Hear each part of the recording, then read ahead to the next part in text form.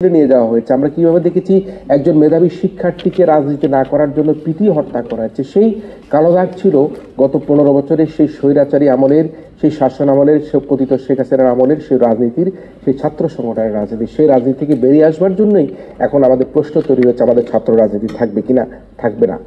আমরা নিশ্চয়ই মনে আছে, আজকে নূর ভাই এখানে আছেন, তিনি আরো অনেক বিস্তারিত বলবেন, মেধাবী ব্যক্তি অনেক বলবেন। আমাদের সম্মানিত বিচারকরা প্রত্যেকেই সাংবাদিক এবং শিক্ষক।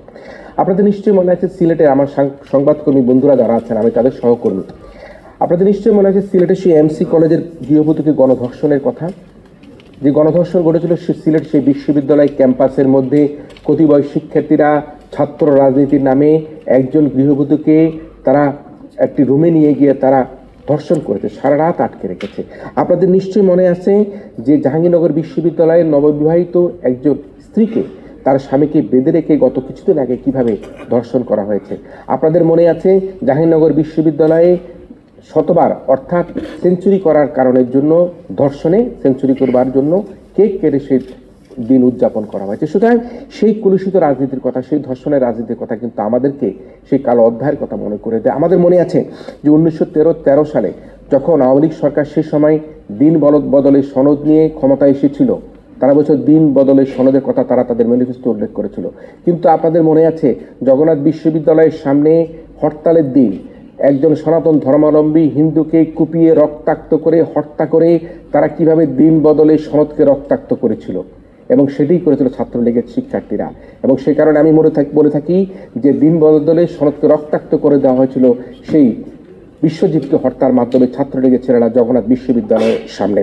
আপনাদের মনে আছে ফেসবুকে স্ট্যাটাস দেওয়ার কারণের জন্য ছাত্র শিবির আখ্যা দিয়ে বুয়েটের মতো একটি দেশে অত্যন্ত প্রতিষ্ঠা বিশ্ববিদ্যালয়ের একজন মেধাবী শিক্ষার্থীকে রাতভর পিটিয়ে, হকি স্টিক দিয়ে পিটিয়ে তাকে কিভাবে আবরারকে হত্যা করা হয়েছে, সে হত্যার কথা কিন্তু আমরা ভুলে যাইনি। আমরা ভুলে যাইনি ছাত্রলীগের বারবার যে অন্তঃকলহের মাধ্যমে তারা নিজেদেরকে হত্যা করেছে। চট্টগ্রামের দিয়াজ নামে একজন শিক্ষার্থীকে তাদের নিজস্ব আধিপত্য বিস্তারের জন্য তারা হত্যা করেছে। সুতরাং গত 15 বছরে এই ঢাকা বিশ্ববিদ্যালয়, চট্টগ্রাম বিশ্ববিদ্যালয়, রাজশাহী বিশ্ববিদ্যালয়, জাহাঙ্গীরনগর বিশ্ববিদ্যালয় সহ দেশের এমন কোনো বিশ্ববিদ্যালয় খুঁজে পাওয়া যাবে না যে বিশ্ববিদ্যালয়ের ছাত্র রাজনীতির নামে কোনো অপরাজনীতি হয়নি। এমন কোনো ঘটনা তারা ঘটায়নি যে ঘটনা এখন আমাদের কালো দাগ হিসেবে আমাদের জন্য এখনো কালো দাগ হিসেবে হয়ে থাকবে।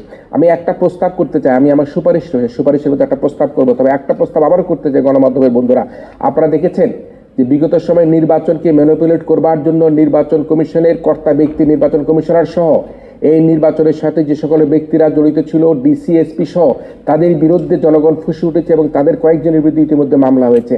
আমি দাবি রাখতে চাই যে বিগত সময়ে গত 15 বছরে ছাত্র রাজনীতির নামে যে ছাত্রদেরকে হত্যা করা হয়েছে, যে নারীদেরকে ধর্ষণ করা হয়েছে, সেই শুধু ছাত্রলীগ নয়, সেই বিশ্ববিদ্যালয়ের সেই শিক্ষা প্রতিষ্ঠানের আশ্রয়দাতা, প্রশ্রয়দাতা, ভিসি, প্রভিসি, রেজিস্ট্রার, প্রিন্সিপাল, তাদের বিরুদ্ধে বাংলাদেশের আইন অনুযায়ী তাদের বিরুদ্ধে বিচারের ব্যবস্থা করা হয়, মামলা করা হয়। সে দাবি আজকে আমি আয়োজনের মধ্যে উপস্থাপন করছি। শুধু ছাত্রলীগকে করলে হবে না, কারণ ছাত্রলীগকে এখন দেশে পাওয়া যাচ্ছে না। আমরা তাদেরকেই পাবো যারা প্রশাসনে ছিলেন সেই বিশ্ববিদ্যালয়, আমরা তাদেরকেই পাবো তারা তখন এই বিশ্ববিদ্যালয় প্রশাসনের পক্ষ থেকে এই ছাত্রলীগকে সেখানে সহযোগিতা করেছে, উস্কানি দিয়েছে। সুতরাং আমরা মনে করি তাদের বিরুদ্ধে কিন্তু মামলা হতে পারে। আপনারা নিশ্চয়ই মনে আছে শিক্ষক পিটিয়েছে, একজন শিক্ষক পরীক্ষা